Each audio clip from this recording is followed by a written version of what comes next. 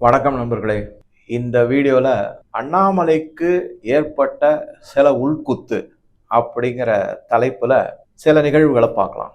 கட்சியில் அவர் ரொம்ப வேகமாக வளர்ந்து வந்துட்டார். அது எதிர்பார்க்கக்கூடியதுதான். ஏன்னா திறமை இருந்துச்சுன்னா மேலே வர்றது ஒன்றும் பெரிய விஷயம் கிடையாது. அது மாதிரி வந்தவர். அதுக்கு முக்கியமான காரணம் என்ன, பல வீடியோக்களில் நான் சொன்னதுதான், மக்களுடைய ஆதரவு, மக்களுடைய நம்பிக்கை. அதை தவிர மீடியாவே என்ன ஆரம்பிச்சுட்டாங்க அப்படின்னா, நான் போன வீடியோல சொல்லியிருந்த மாதிரி தான், மீடியாவுக்கு அவர் தேவை.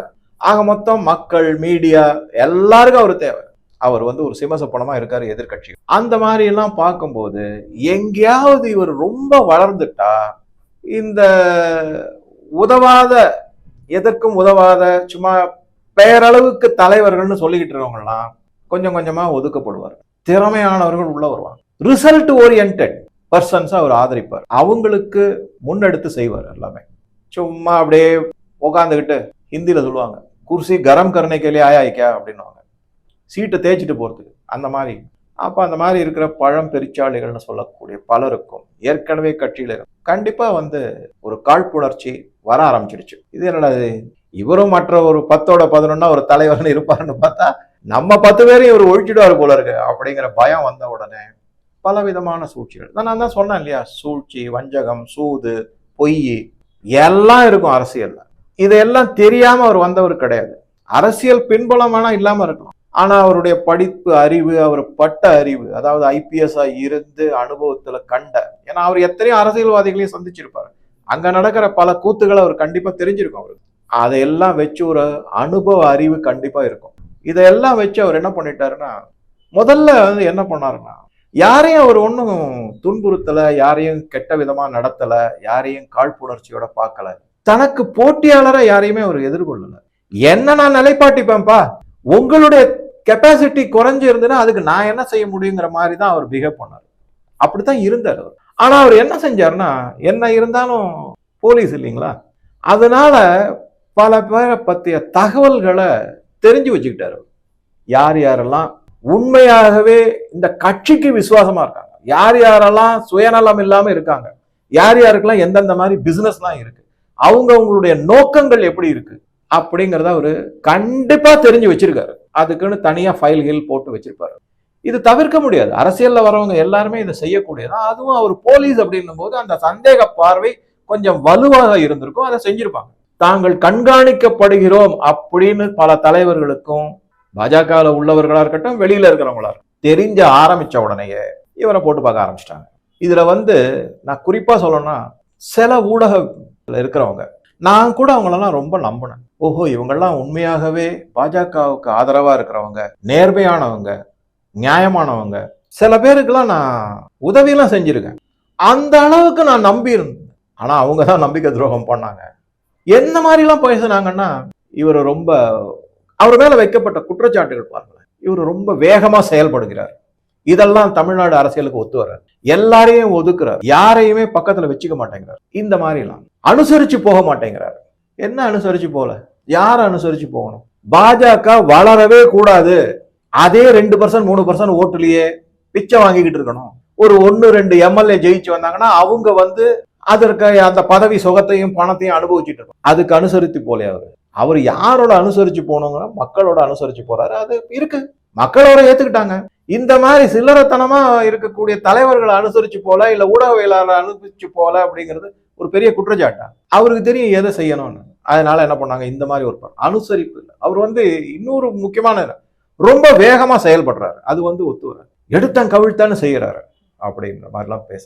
என்னை பொறுத்த வரைக்கும் அவருக்கு குவாலிஃபிகேஷன் இருக்கு, அனுபவ அறிவு இருக்கு, அவர் ஒரு கொள்கை பிடிப்பு உள்ளவர் இருக்காங்க, மக்கள் அவரை நம்பிட்டாங்க. அப்ப என்ன பண்றாரு அவரு, இந்த மாவாரிக் ஸ்டைல் அப்படின்னு சொல்லுவாங்க. அதாவது அது எப்படி நம்ம எடுத்துக்கணும் அப்படின்னா, சாதாரணமா நடக்கக்கூடிய அரசியல் இருந்து சற்று மாறுபட்டு, அது வித்தியாசமா, ஒரு ஆணித்தரமா, ஒரு உறுதி நிலைப்பாட்டோட எடுத்து செய்யறதுக்கு பேரு மாவாரிக் ஸ்டைல் அப்படின்னு சொல்லுவாங்க.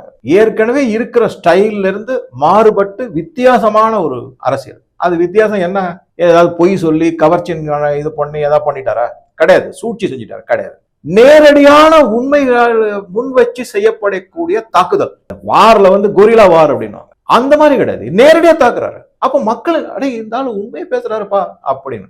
அந்த ஸ்டைல் உங்களுக்கு பிடிக்கல, அப்படியே பட்டும் படாம போனிக்கிட்டே இருக்கும். மஸ்கா பாலிசி அப்படின்னுவாங்க ஹிந்தியில. இந்த பட்டரை வச்சு அப்படியே பட்டும் படாம வழுக்கிக்கிட்டே போகணும். அவர் அதுல இருந்து மாறுபட்ட ஒரு அரசியல் வந்த உடனே இதை நான் எதிர்பார்க்காத மூத்த பத்திரிகையாளர் அரசியல் விமர்சகர்கள் எல்லாம் கூட அதை பத்தி பேசுறாரு. அவர் ரொம்ப வேகமா செயல்படுறாரு, கொஞ்சம் சாஃப்டா போகணும், மிதமான அரசியலை கையெடுத்து நடத்தணும். அவர் வேகமா போனதுனாலதான் இந்த அளவுக்கு ஆதரவு வந்திருக்கு, பாஜகவுக்கு ஆதரவு வந்திருக்கு. அவர் மூலமா அவர் மிதமா போயிட்டு இருந்தாருன்னு வச்சுக்கோங்க, அதே 2.5% மேக்சிமம் ஒரு 3.5% வந்திருக்கும் ஓட்டு சதவீதம், அவ்வளவுதான். இதெல்லாம் காலத்துக்கு தகுந்த மாதிரி. அதுல என்ன சொல்றேன்னா, திருப்பி நான் சொல்றேன், யாரையும் அவர் குறை சொல்றது கிடையாது, யாரையும் கீழ்த்தரமா விமர்சித்தது கிடையாது, நேர்மையான அரசியல் செய்யறாரு, அதுதான் முக்கியம். சரி, ஓகே, முன்னாள் முதலமைச்சர் விமர்சனம் செஞ்சிருக்காரு, நான் இல்லைன்னு சொல்லல, ஓப்பனா சொல்றாரு, அவங்க கூட போனோம்னா பாஜக வளராது அப்படின்னு. அதுல என்ன தப்பு? எந்த கட்சி நான் வளராட்டா பரவாயில்ல, அடுத்தவங்க ஆட்சிக்கு வரட்டும், நாங்க அவங்களுக்கு உதவி செய்யறோம்னு சொல்லுவாங்க.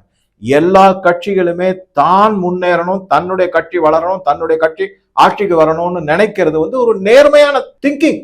அதற்காக செயல்படுவதும் நியாயமான செயல்பாடுகள். அதை எப்படி நீ தப்புன்னு சொல்ல முடியும்? அந்த மாதிரி உடனே என்ன பண்ணாங்க, சரி இவை எப்படிதான் டாக்ஸ் பண்றதுன்னே தெரியல அவங்களுக்கு. அதனால என்ன பண்ணிட்டாங்கன்னா, எதிர்கட்சிகளை வச்சு, அவருக்கு எதிராக செயல்படுகளை வச்சு பல விதமான பரப்புரைகளை செஞ்சாங்க. அதுக்கு என்ன வருத்தமான செய்தின்னா, உள்ள இருந்தே தகவலை கொடுத்தாங்க. இவங்களே சோசியல் மீடியால பல பதிவுகளை போடுறாங்க, அதை வச்சு அடுத்தவங்களை கிளப்பி வரும். நான் பல இது நடந்திருக்கு, முக்கியமா 3 விஷயங்களை மட்டும் எடுத்துக்கிறேன். ஒண்ணு அவர் கட்டி இருந்த ரஃபேல் வாட்ச். இந்த வாட்ச் இவ்வளவு விலை பொறுமானம் உள்ளது, இவர் கொள்ளையடிச்சிட்டாரு, தகுடுதத்தம் பண்ணிட்டாரு, ஊழல் செஞ்சிட்டாரு. அவர் உடனே என்ன பண்ணிட்டாரு, அப்பா இந்த வாட்சினுடைய விலை இவ்வளவு, இதுதான் இதனுடைய பில்லு, நீங்க போய் வெரிஃபை பண்ணீங்கன்னு கொடுத்த உடனே இந்த பில்லு பொய்ன்னு ஆரம்பிச்சிட்டாங்க. பொய் சொன்னவங்களுக்கு திருப்பி பொய் சொல்லணும் இல்லையா? வாட்ச் ஊழல்னு சொன்னாங்க, அவர் பில்லெல்லாம் கொடுத்து ஆதாரம் எல்லாம் கொடுத்த உடனே அந்த பில்லே பொய் அப்படின்ட்டாங்க. இப்ப இவர் சமாளிச்சிருக்கலாம், ஏதோ கிஃப்ட் கொடுத்தாங்க, எனக்கு கல்யாணத்தும் போது வந்தது, எதையாவது சொல்லியிருக்கலாம். ஏன் சொல்லல? அவருக்கு என்ன இது ஒரு கட்டுப்பாடு, ஒரிஜினல் பில்ல கொடுக்கணும், காப்பி எடுத்துதாப்பா அப்படின்னு கொடுக்கணும்னு என்ன தேவையில்லை. அதான் நேர்மை. அது ஒரு பக்கம் ஆச்சு. அதை வச்சு ஓட்டினாங்க ஒரு 3 மாசம். எல்லா சோசியல் மீடியாலையும் பாத்தீங்கன்னா அண்ணாமலை ஊழல், ரஃபேல் வாட்ச், இதே தாங்க பேச்சு. கடுப்பா வந்துச்சு எனக்கு ஒரே. இதுல என்னன்னா, மதில் மேல் பூனை, தப்பா சொல்லிட்டுங்களா? பூனை மேல் மதில்னு சொல்லணுமா? சரி, மதில் மேல் பூனை. அந்த மதில் மேல் பூனைய மாதிரி நிறைய பேர் மதில் மேல பூனையா ஏற ஆரம்பிச்சிட்டாங்க. அண்ணாமலை சைடுல இருந்து இந்த பக்கம் குதிச்சிடலாமா, மற்ற அரசியல் கட்சி பக்கம் குதிச்சிடலாமான்னு. ஏன்னா ஒரே ஒரு ஊழல் குற்றச்சாட்டு அதுக்கப்புறம் அதை கொஞ்சம் கொஞ்சமா அமுங்கிச்சு பார்த்தாங்க.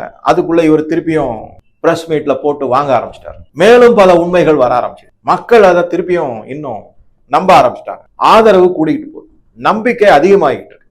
உடனே அடுத்தது என்ன பண்ணாங்கன்னா, ஊழல் செய்து பாஜகவில் இருக்கக்கூடிய பணத்தை எடுத்தே, அதாவது தேர்தல் சமயத்துல கட்சிக்குன்னு சில செலவுக்காக பணம் கொடுப்பாங்க, அந்த பணத்தை எடுத்து நிலம் வாங்கிட்டாரு அப்படின்னு. இதுல வேடிக்கை என்னன்னா, அவங்க குறிப்பிட்ட தொகை 85 கோடி நிலத்தினுடைய மதிப்பு. அவ்வளவு 85 கோடிக்கு நிலம் வாங்கிட்டாரு. சரி, அவர் உடனே என்ன பண்ணாரு, இந்த பாருப்பா, இதான்ப்பா நிலம், நானும் என்னுடைய மனைவியும் வாங்கியிருக்கோம், 4.5 லட்சமோ 4.5 கோடியோ 5 கோடியோ அதனுடைய மதிப்பு. மும்பையில நான் இருக்கிற வீட்டினுடைய மதிப்பே கோடியில தான் இருக்கு. நான் என்ன ஊழல் செஞ்சா வாங்கிட்டேன்? யோசிச்சு பார்க்கணும். அவரு 2 பேரும் ஹஸ்பண்ட் ஒய்ஃப் 2 பேரும் ஐஏஎம்ல, இவர் ஐபிஎஸ்ஸா ஒர்க் பண்ணிருக்காரு 10-12 வருஷம். சம்பளம் வந்திருக்காதா? இல்ல வெறும் ஃப்ரீயா ஒர்க் பண்ணிட்டு வந்தாரா? இங்கெல்லாம் சொல்றாங்களா பல அரசியல், நான் சம்பளம் ஒரே ரூபாய் தான் வாங்கிப்பேன், மத்ததெல்லாம் எனக்கு சம்பளமே வேண்டாம் அப்படின்னு. ஏன் கொள்ளடிச்சிருவீங்க? சம்பளம் 1 ரூபாய் தான், மத்தது அது ஆயிரக்கணக்கான கோடியில எல்லாம் வருது. எல்லாம் செய்திகள்லாம் எந்த மாதிரி வந்ததுன்னா, கண்டெய்னர்ல பாதாம் பருப்பை வரவழைச்சு அந்த பாதாம் பாலை எடுத்து அதுல குளிச்சிருக்காங்கன்ற செய்திகள்லாம் படிச்சேன் நான். என்ன சொல்றதுன்னே தெரியல தமிழ்நாடை பத்தி. சரி, அது ஒரு பக்கம். அவர் என்ன பண்ணாரு, கொடுத்துட்டாரு 4.5 கோடியோ 5 கோடியோ. அதை அந்த ரெஜிஸ்ட்ரேஷன் பண்ணிருப்பாங்க, அதுக்கான எவ்வளவு ஸ்டாம்ப் டியூட்டி, அதுக்கான எவ்வளவு வரிகள் எல்லாம் கட்டியிருக்கிறது எல்லாத்தையும் கொடுத்துட்டாங்க. ரெஜிஸ்ட்ரேஷன் சார்ஜ், ஸ்டாம்ப் டியூட்டி எல்லாம். இதை தவிர அந்த சொத்துக்கள் மீது ஏதோ கடன் வேற வாங்கியிருக்காரு பேங்க்ல, அதையும் ஆதாரமா கொடுத்துருக்காரு. அந்த இடத்துல போய் என்ன பண்ணிருக்காங்கன்னா, மக்கள் விடத்தொடன்னு போய் அதை சர்வே பண்ணிட்டு அந்த இடம் ஒரு சாதாரண இடம். அந்த இடத்துல இவங்க சொல்ற 85 கோடிக்கு வாங்கணும்னா ஒரு கிராமத்தையே வாங்கணுங்கிற மாதிரி பதிவுகள்லாம் அப்புறமா போடப்பட்டது. இப்ப இந்த மாதிரி தரவுகளை யாரு கொடுத்தா? பாஜகவுக்கு உள்ளே இருக்கக்கூடிய சில தலைவர்கள். நான் பேர் சொல்ல விரும்பல. எனக்கு உங்க எல்லாருக்குமே தெரிஞ்சிருக்கும் ஓப்பனம். இது உள்குத்து. ரஃபேல் வாட்சில உள்குத்து, இந்த மாதிரி நிலம் வாங்கினதுல உள்குத்து. நான் சொல்றேன், ஒரு குறிப்பிட்ட ஊடகவியலாளர் காழ்ப்புணர்ச்சியில கண்டபடி பதிவு போடுறார். இன்னொருத்தர் அண்ணாமலை அப்படிங்கிற பெயரையே மிக கேவலமான வார்த்தைகளால சித்தரிக்கிறார். இவங்கெல்லாம் பத்திரிகையாளர்கள், நியாயத்தையும் தர்மத்தையும் பத்தி பேசி எழுதுறவங்க. இவங்கெல்லாம் அப்படியே பொய், சூழ்ச்சி, வஞ்சகம் எல்லாம் நிறைந்தது அரசியல்ங்கிறத இவங்க ப்ரூவ் பண்ணியிருக்காங்க. அதை உடைச்சு சித்தாந்தத்தையே மாத்துவேங்கிறத அண்ணாமலை ப்ரூவ் பண்ணிட்டு வந்துகிட்டே இருக்காரு. இது ஆச்சுங்களா? இது இரண்டாவது உதாரணம். மூன்றாவது ஒரு உதாரணம், அது என்னன்னா, அவர் ரியல் எஸ்டேட் கம்பெனி நடத்துறாரு. ஒரு வில்லாவும் கிட்டத்தட்ட 8 to 10 கோடிக்கு விற்கிறாரு. வில்லா கன்ஸ்ட்ரக்ட் பண்றாரு, அதை விற்கிறாரு. நானும் சரி, என்னதான் இதுல இருக்கு அப்படின்ட்டு எதையுமே நம்புறது கிடையாது. ஏன்னா என்னை பொறுத்த வரைக்கும் ஃபெய்த், அதை நான் மறக்கவே மாட்டேன். I have kept faith. Modi மேலே, அண்ணாமலை மேலே. மோடி ஆல் இண்டியா லெவல்ல, அண்ணாமலை தமிழக அப்படின்னு நான் நம்புறேன். ஆனா தரவுகள் உள்ள போய் பூந்து பார்ப்பேன். நான் அந்த மாதிரி பார்த்ததுல நான் தெரிஞ்சுக்கிட்டது என்னன்னா, ஆமா, அவர் ஒரு கம்பெனி ஆரம்பிச்சிருக்காரு. அவர் ஆனா வில்லா கட்டுற கம்பெனி இல்ல, யாரோ கட்டுற வில்லாவுக்கு ஒரு ஏஜென்ட் மாதிரி இருக்கக்கூடிய கம்பெனி. அக்ரிகேட்டர் அப்படின்னு சொல்லுவாங்க. அதை பல பேர் கட்டுமானம் செய்வாங்க. ரியல் எஸ்டேட் ஏஜென்ட்ஸ் இருக்காங்களா, அந்த மாதிரி அவங்களுக்கு என்ன கமிஷன் வந்துடும்? கோடிக்கணக்கில், நூற்றுக்கணக்கான கோடிக்கணக்கான பணத்தை சம்பாதிச்சிட்டாரு. இவர் பிசினஸ் பண்றாரு, அதுக்கு தன்னுடைய அரசியல் பின்புலத்தை உபயோகிச்சுக்கிறாரு. அந்த மாதிரி ஒரு பிசினஸ் பண்ணணும்னா இந்த அரசியலுக்கு வந்தே இருக்க வேணாமே? அவர் பாட்டுக்கு பிசினஸ் பண்ணிருக்கலாமே. அவருக்கு என்ன அறிவு இல்லையா? குவாலிபிகேஷன் இல்லையா? அனுபவம் இல்லையா? பின்புலம் இல்லையா? எவ்வளவு. அவர் என்ன சொல்றாரு, நான் இந்த நிலத்தை வாங்கினதே விவசாயம் செய்வதற்கும் கால்நடை வளர்ப்புக்காகவும் தான். இதைத்தான் நான் போன வீடியோல சொல்லி, அவரே அதை செய்யறாருன்னும் போது தமிழ்நாட்டு இளைஞர்களுக்கு ஒரு மென்டர், வழிகாட்டியாக அவர் இருக்காருங்கிறத நான் சொன்னேன் ஒரு வீடியோல. அந்த ஊர்ல இருக்கிறவங்க கூட, நாமக்கல் பக்கத்துல இருக்கிறவங்க, அந்த ஒரு சிலர் கூட அதுக்கு, சார் நீங்க இந்த மாதிரி பேசுனது ரொம்ப மகிழ்ச்சியா இருக்கு, எங்க ஊரை பத்தி பேசிருக்கீங்க, அவர் வந்ததை பத்தி சொல்லியிருக்கீங்க அப்படிங்கிறது ஒரு கமெண்ட்ல போட்டிருந்தாங்க. எதுக்கு சொல்ல வரேன் அப்படின்னா, இன்னொருத்தர் கூட சொல்லியிருந்தாரு, சார் நீங்க அண்ணாமலை பத்தி சொல்றீங்க இல்லையா, அதை பத்தி உங்க வீடியோ அண்ணாமலை பத்தி எல்லாம் நாங்க கிராமத்துல இருக்கிற டீ கடையில நாங்க அதை பத்தி டிஸ்கஸ் பண்றோம் சார். எந்த அளவுக்கு ரீச் இருக்கு பாருங்க, அதுதான் முக்கியம். என்னுடைய வீடியோவும் சொல்லல, அண்ணாமலையை பத்தி அவங்க டிஸ்கஸ் பண்றாங்க, டீ கடையில் டிஸ்கஸ் பண்றாங்கன்றாங்க அப்படின்னு ஒருத்தர் கமெண்ட் போட்டிருக்காரு ஒரு வீடியோல. அவர் இதுக்காக நிலம் வாங்கினேன், இதுக்காக ஒரு அக்ரிகேட்டர் மாதிரி நான் ஏஜென்ட் மாதிரி செய்யறேன், எல்லாத்துக்கும் ஆதாரம் நீங்க போய் வெரிஃபை பண்ணிக்கங்க. யாராவது சரி சேற்றவாறு இறைச்சிட்டாங்க, அவரு உண்மை நிலைமை என்னங்கிறத சொல்லிட்டாரு, அவனுக்கு ஏதாவது பதில் சொல்றாங்க? யாராவது பதில் சொல்றாங்களா? யாருமே பதில் சொல்றது கிடையாது. ஏன்னா இப்ப அவங்க என்ன இதுல இருக்காங்கன்னா, இவர் இப்ப தலைவரா இல்லையா, இனிமே அவரை பத்தி பேச வேணாங்கிற ஒரு நிலைப்பாடு. ஆனா அவங்களுக்கு தெரியல. உடனே என்ன பண்ணிட்டாங்கன்னா, இந்த மாதிரி நிகழ்வுகளாலதான் அண்ணாமலை ஒதுக்கப்பட்டார். அடுத்த மக்களோட, அடுத்த கட்சிகளோட அவர் ஆதரவா போகல, அனுசரிச்சு போகல. அதனாலதான் மத்தியில அவரை ஒதுக்கிட்டாங்க. இந்த மாதிரி பரப்புரை. அவர் என்னடான்னா கேட்டு அதற்கு அடுத்தபடியாக எண்மண் எண் மக்கள் யாத்திரையினுடைய நாயகன், மரியாதைக்குரிய முன்னாள் மாநில தலைவர், இளைஞர்களுடைய எழுச்சி நாயகன் திரு அண்ணாமலை அவர்கள் தற்பொழுது உங்களிடத்தில் சிறிது நேரம் உரையாற்றுவார்கள். அன்பார்ந்த அண்ணா, அமைதி உட்காருங்கண்ணா. அன்பார்ந்த பெரியவர்களே, தாய்மார்களே, மிக முக்கியமான தமிழகத்தினுடைய அரசியல் பயணத்துல, அண்ணா அண்ணா கொஞ்சம் அமைதியா உட்காருங்கண்ணா. நன்றிங்கண்ணா. அண்ணா அமைதியா உட்காருங்கண்ணா. தமிழகத்தினுடைய அரசியல் சரித்திரத்துல ஒரு பெரிய மாற்றத்தை உருவாக்கி கொண்டிருக்கக்கூடிய நம்முடைய மாநில தலைவர் அண்ணன் நயினார் நாகேந்திரன். அமித்ஷா மேடையிலேயே பாஜக இருக்கிற தலைவர்களை அண்ணாமலை கூட ஒத்துப்போங்க, என்ன இந்த மாதிரிலாம் பேசுறீங்கன்னு கண்டிச்சிருக்கு. ஒரு சாதாரண புதுக்கோட்டை மாவட்டத்தில் இருக்கிற ஒரு பாஜக அந்த மாவட்டத்தில் இருக்கிற ஒரு தலைவர், அவரும் அமித்ஷா பக்கத்துல உட்கார வச்சு பேசுறாரு. இது எந்த கட்சியெல்லாம் நடக்குமா? பிளாஸ்டிக் சேர் போட்டுக்கிட்டு இருக்காங்க. இன்னுமே அதான் நடந்துகிட்டு இருக்கு. அந்த மாதிரி ஒரு தலைவருக்கு கொடுக்கக்கூடிய மதிப்பும் மரியாதையும் அண்ணாமலை போன்ற ஒரு தலைவர்களுக்கு மத்திய தலைவர்கள் கொடுக்காம இருப்பாங்களா? என்ன கிராக்குத்தனமா பேசுறீங்க, ஆச்சரியமா இருக்கு எனக்கு. அதனால என்ன பண்ணிட்டாங்க, இந்த ஊழல் குற்றச்சாட்டுக்கு விட்டுட்டு வேற விதமா பர்சனல் அட்டாக் போயிட்டாங்க. அவர் ஒதுக்கப்பட்டார், இந்த மாதிரி. ஆனா உண்மை நிலைமை வேற. மோடி இறங்கினா ஃபர்ஸ்ட் வரிசையில இவர் 3ஆவதோ 4ஆவதோ நின்றுறாரு. நேரா இவர்கிட்ட வந்து தோல்ல தட்டி கொடுக்குறாரு. இன்னைக்கு தேதிக்கு மோடியினுடைய செக்யூரிட்டி நிறைந்த, பாதுகாப்பு நிறைந்த வாகனத்துல தனிப்பட்ட முறையில அவர் கூட பக்கத்துல உட்கார்ந்து பயணித்தது அண்ணாமலை தமிழ்நாட்டில இருந்து. இப்ப சமீபத்துல இப்ப ஒரு 2 மாசத்துக்கு முன்னாடி அசாம் முதல்வர் ஹிமந்த பிஸ்வ சர்மா மோடிய பர்சனலா கூட்டு போயிருக்காரு. ஏன்னா அங்க பயங்கர பிரச்சனை, மத ரீதியான பிரச்சனை அஸ்ஸாம்ல மிகப்பெரிய அளவுல இருக்கு.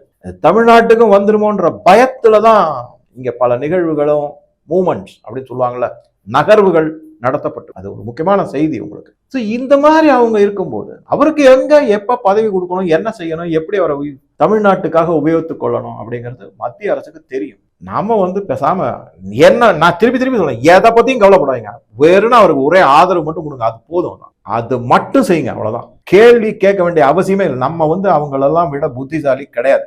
அவங்களுக்கு தெரியும் என்ன செய்யணும், எப்படி செய்யணும், ஏது செய்யணும், எல்லாம் அவங்களுக்கு தெரியும். அவங்க கிட்ட விட்டுடுங்க, டெசிஷன்ங்கிறத தலைவர்கள் கிட்ட விட்டுடுங்க, ஆதரவு மட்டும் உறுதியா நீங்க கொடுங்க.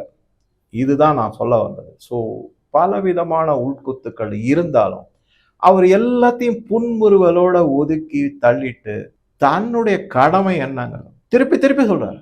நான் மத்தியில இருக்கக்கூடிய தலைவர்களுக்கு கட்டுப்படுறேன், இந்த கட்சிக்கு ஒரு தொண்டனா நான் வேலை செய்யறேன்.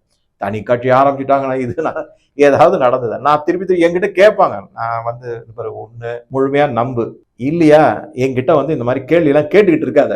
என்னுடைய நிலைப்பாடு எனக்கு தெரியும். நீ வந்து என்ன குழப்பறன்னு நினைக்கவே நினைக்காத. நான் குழம்பவே மாட்டேன், நான் உறுதியா இருக்கேன். உனக்கு வேணா குழப்பம் இருக்கலாம், நீ சும்மா வந்து என்கிட்ட ஒரு டைம் பாஸ் பண்ணணும்னு சொல்லிட்டு இங்க வந்து அவர் வந்து இப்படி ஆயிட்டாரமே, அப்படியா உனக்கு தெரியுமா? எனக்கு ஒண்ணும் தெரியாது, எனக்கு ஒன்னே ஒண்ணுதான் தெரியும். அவர் மேல நம்பிக்கை இருக்கு, மோடி மேல நம்பிக்கை இருக்கு, அவருக்கு சரியான உரிய நேரத்துல எல்லாம் கிடைக்கும். தமிழகத்திற்கு கண்டிப்பாக முதல்வராக வருவார் அப்படிங்கிற நம்பிக்கை எனக்கு இருக்கு. நீ போயிட்டு வா அப்படின்னு அனுப்பிடுவாங்க. நான் அவங்க கிட்ட எல்லாம் ஆர்கியூ பண்ண மாட்டேன். ஏன்னா ஆர்கியூ பண்ணீங்கன்னா திருப்பி வேற ஒரு பாயிண்ட கொண்டு வருவாங்க. எப்படி இந்த உட்குத்து மற்ற எதிர்கட்சிகள்லாம் என்ன பண்ணிட்டாங்க, ஒவ்வொன்னா அடுத்தது ஏதாவது ஒண்ணு தாக்குதல் அவர் மேல நடத்திக்கிட்டே இருக்காங்கல்ல, அந்த மாதிரிதான் இவங்களும் பேசிக்கிட்டே இருப்பாங்க. நான் அதை வந்து என்னவோ பண்ணிக்கங்க, என்ன விட்டுருங்க, நான் உறுதியா இருக்கேன் அப்படின்னு சொல்றேன். அது மாதிரி உங்களையும் கேட்டுக்கொள்கிறேன். எனது வேண்டுகோளாக உங்க கருத்துக்களை பதிவிடவும். நன்றி, வணக்கம்.